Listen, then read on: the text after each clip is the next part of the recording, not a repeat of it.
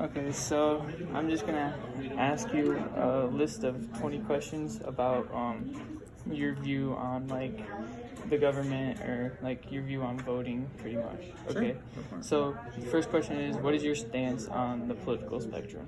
Like, where do you see yourself? Like, where would I put myself on the spectrum? Yeah. I would say I tend to be further left, Okay.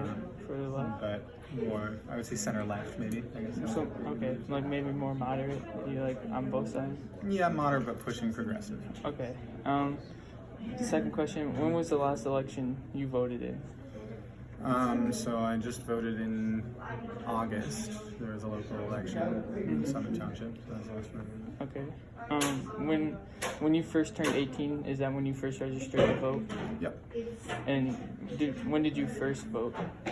So my first voting would have been the 2012 election. Okay. Would you say you exercise voting this right often, like as often as you Yeah, can? as often as I can, definitely. What can you tell me about the Electoral College? Like, what do you know about it? So I mean, the Electoral College is the sort of body of people that take the popular vote from a state and turn that into electoral votes, which is what actually decides who becomes president.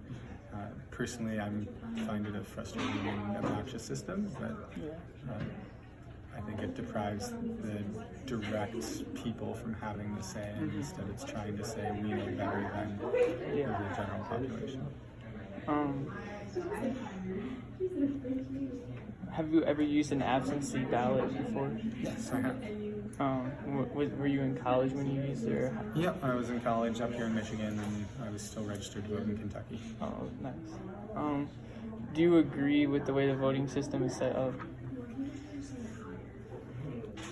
I would say to a large part, yes. I think it's wonderful that we can have peaceful and fair elections for the most part every time we have an election. I think there are issues with electoral college and voter suppression and things like that, but on the whole, I think the system works for the majority of people. It can always be improved. What advice would you give to a first-time voter? I would say find your ballot beforehand. So if you go online, you can find the ballot for your specific district. Find the ballot, read through it, and start researching about the candidates and the issues, because there's usually way more things on the ballot than what you will hear about on the news. And so if you're not aware of it, you get there and you end up either just picking something randomly or leaving it blank, which means you're giving up your voice on that issue. So I say definitely find that ballot, figure out what those questions are that are on there, and do a little bit of research beforehand. How do you decide who to vote for?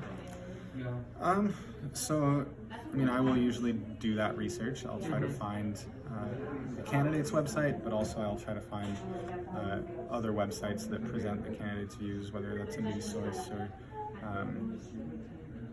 a place that the candidate has worked for in the past or things like that. Because obviously from their own website, most candidates are going to look good. But once you actually get a little bit of their record, things can change a little bit there.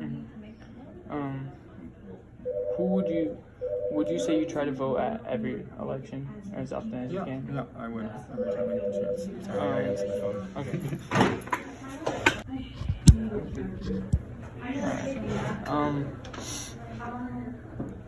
Do you get nervous when it comes to voting? No, not particularly. Because that's Mr. Hiram. He's like, that's the number one thing why people like beginner voters don't vote, is because he says that a lot of people are nervous.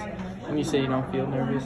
Yeah, I guess that's true. I mean, probably the first time I voted, I was. I mean, the first time I voted absentee, so it's a little different. Oh, yeah. So I guess I was nervous that maybe I didn't fill it out right, and you don't really get any confirmation whether or not you did.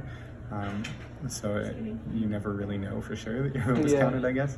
But I think after the first time I did it, it's really easy. You just show up, show your ID, and fill it out. Would you say that your background influences the way you vote? Definitely. I mean, I think everybody's does in some respect or another. The way that you grow up, and you either tend to sort of accept the views of the people around you or rebel against them. Do you feel that it's important to exercise your voting rights? Absolutely, yeah. I think if you don't, then you're letting other people make the choices that you should be a part of making.